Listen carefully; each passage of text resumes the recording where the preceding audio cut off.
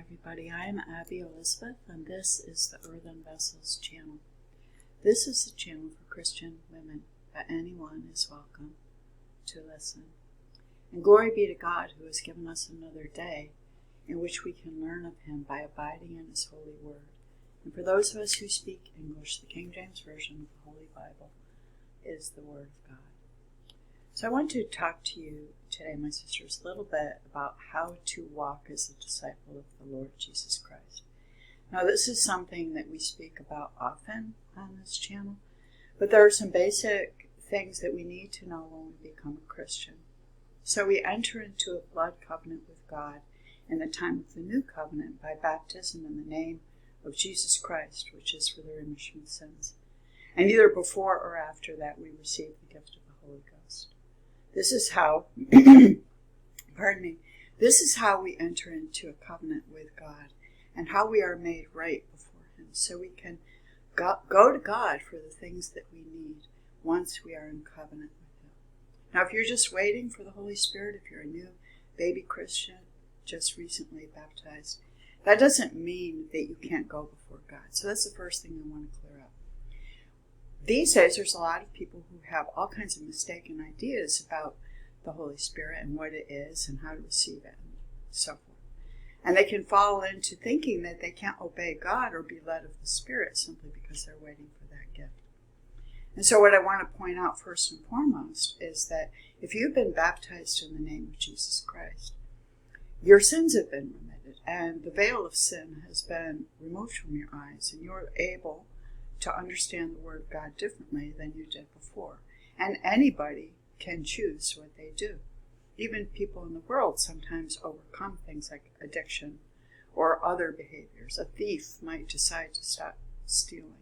So receiving the Holy Spirit is not necessary to obey God, and it's not necessary to understand His Word either.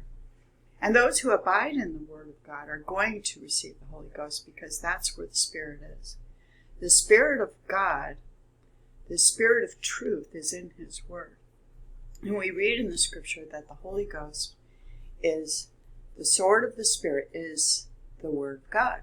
So if you're seeking for the Holy Spirit, that's where you would abide. Now we know in Romans chapter 8, so let's read this. Romans chapter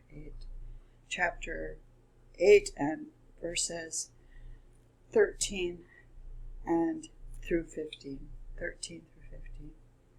For if ye live after the flesh, ye shall die. But if ye through the Spirit do mortify the deeds of the body, ye shall live.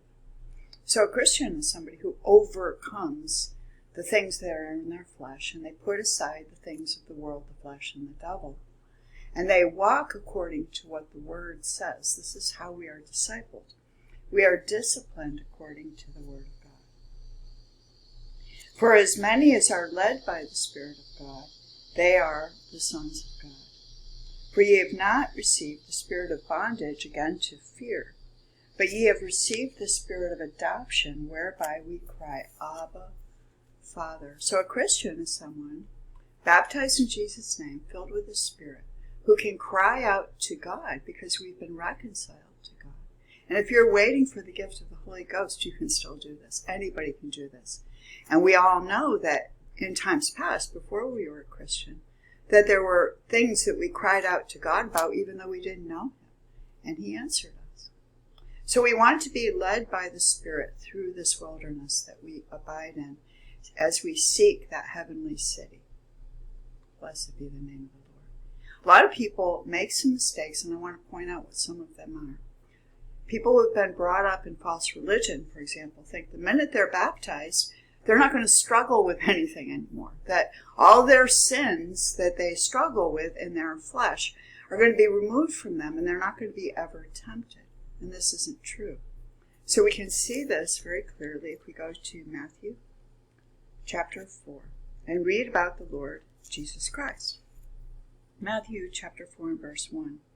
And this is after Jesus Christ was baptized in the river Jordan, and the Spirit of God came to fully abide in Him. Then was Jesus led up of the Spirit into the wilderness to be tempted of the devil. Hallelujah. So once we have entered into a blood covenant with the living God, what's the first thing that happens? We realize that we're in a great wilderness. And we are being tempted of the devil, and we need to understand why this happens. We don't want to become discouraged because there are fearful things in this wilderness, that we're suffering opposition and persecution. Let's go to Deuteronomy chapter 8. Hallelujah. Praise the Lord. Deuteronomy chapter 8. And let's start in verse 2. And ye shall remember all the way which the Lord thy God led thee these 40 years in the wilderness, to humble thee and to prove thee, to know what was in thine heart, whether thou wouldest keep his commandments or no.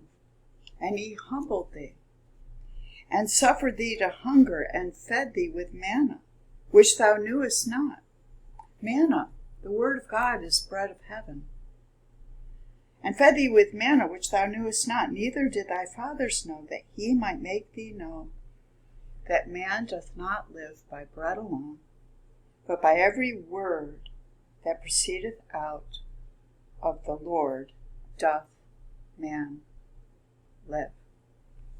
So when Jesus Christ was tempted in the wilderness, of course the devil came to him and tried to tempt him to do things.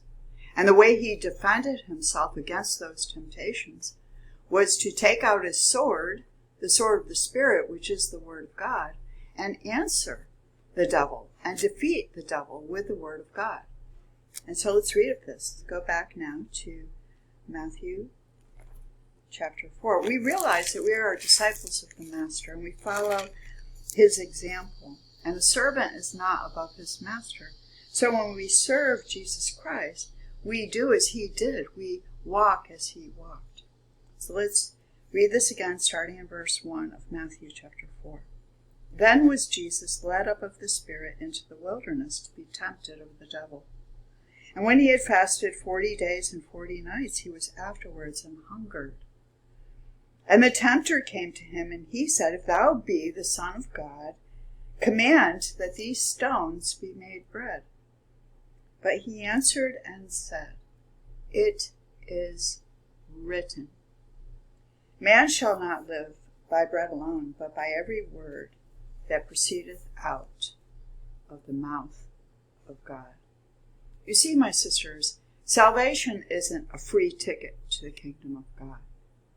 When we have been saved by the blood of the Lamb, having obeyed his gospel, we continue thereafter to read and search the scriptures so we know how to answer the one that accuses us.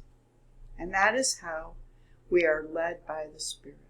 We are led by the Spirit by doing what Jesus Christ commanded us to do, to continue in his word that we might be his disciples indeed. Hallelujah. Let's go now to Psalm 78. Psalm 78.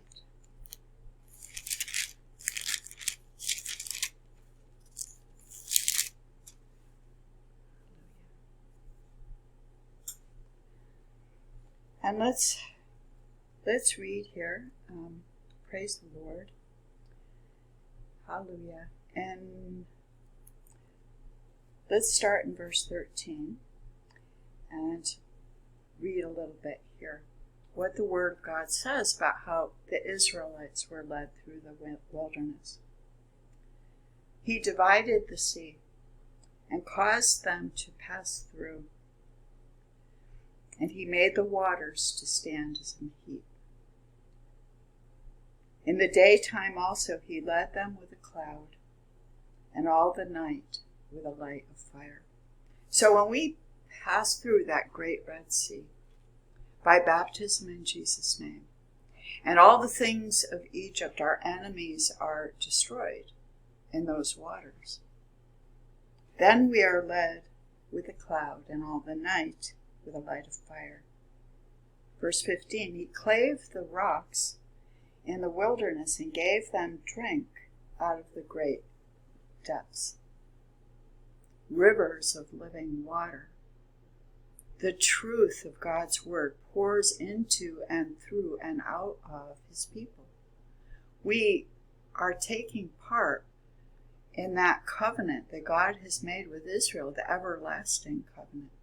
And we have life in his word. And so he broke the rock. He broke the rock. The Lord Jesus Christ was broken for us. And now that we walk with him, we have the Spirit of God in us, and the waters flow in and abide in us and come forth from us. He clave the rocks in the wilderness. Have you been broken, my sisters? Were you broken when you came before the Lord? I know I was. I was broken entirely. He clave the rocks in the wilderness and gave them drink out of great depths. He brought streams also out of the rock and caused waters to run down like rivers. And they sinned yet more against him by provoking him in the wilderness. And they tempted God in their heart by asking meat for their lust. Yea, they spake against God, and they said, Can God furnish a table in the wilderness?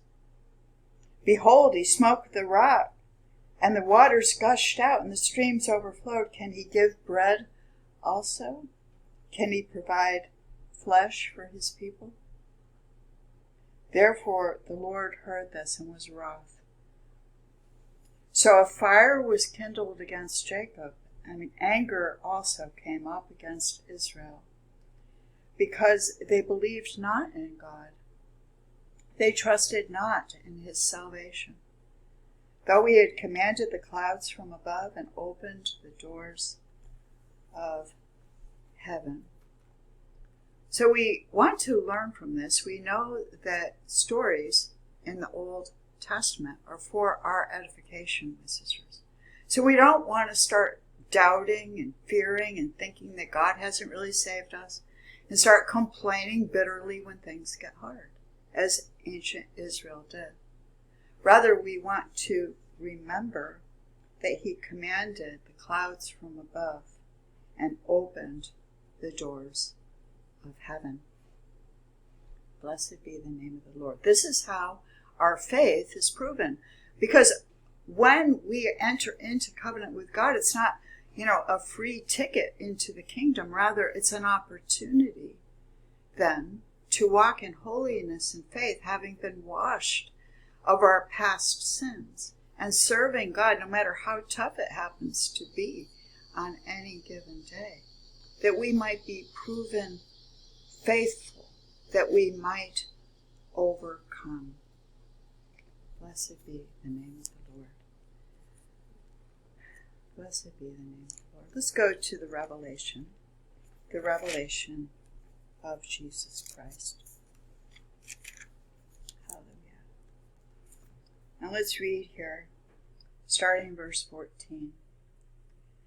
Blessed are they that do his commandments, that they may have right to the tree of life, and may enter in the gates into the city.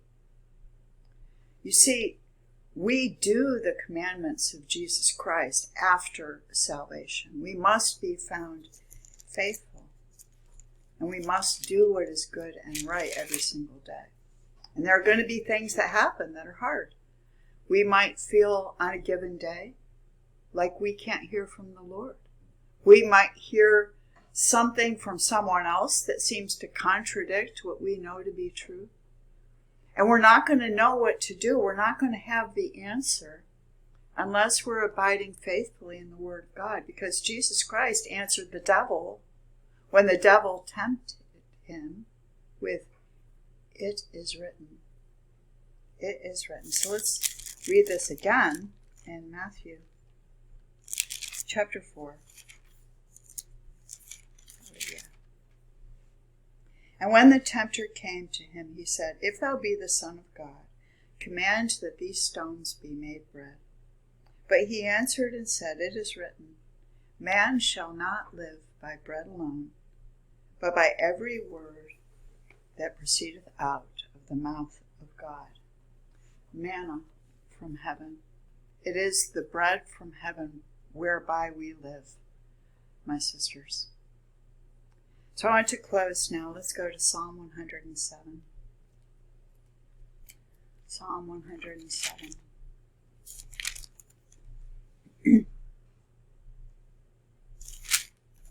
Praise be to God.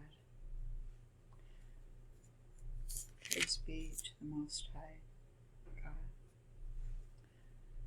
Starting verse 1, O give thanks unto the Lord, for he is good, for his mercy endureth forever. Let the redeemed of the Lord say so, whom he hath redeemed from the hand of the enemy, and gathered them out of the lands from the east and from the west, from the north and from the south. They wandered in the wilderness. In a solitary way, they found no city to dwell in. Hungry and thirsty, their soul fainted in them. Then they cried unto the Lord in their trouble, and he delivered them out of their distresses. And he led them forth by the right way, that they might go to a city of habitation. Oh, that men would praise the Lord for his goodness, and for his wonderful works to the children of men.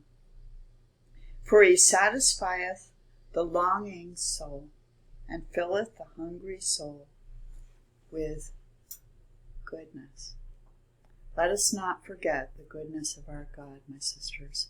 Let us be found faithful by remaining in the presence of God, being grateful for the promises of everlasting life that we have found in Jesus. And let the things that proceed from our mouths be things of God, gratitude and hope and joy in his promises, and not depression and doubt and despair and fear. Because when we're walking through this wilderness, that's the point. The point is to walk faithfully all the days of our life, so that we might receive the kingdom, as Jesus Christ said. He said, fear not, little flock. It is the Father's good pleasure to give you the kingdom. Blessed be the name of the Lord Jesus Christ, now and forevermore. May this word today be an encouragement to those of you who have faltered and felt weak, because feeling weak isn't a sin. Faltering is something we can overcome when we cry out to God, and he will give us exactly what we need on every little day that we walk in this wilderness. He will feed us manna every single day, and it will always be enough. Hallelujah. I remain here to serve you. Feel free to write to me if you like, or make a comment in the comment underneath the video. And may God's word go forth today and uplift and edify many in Jesus' mighty name. Amen.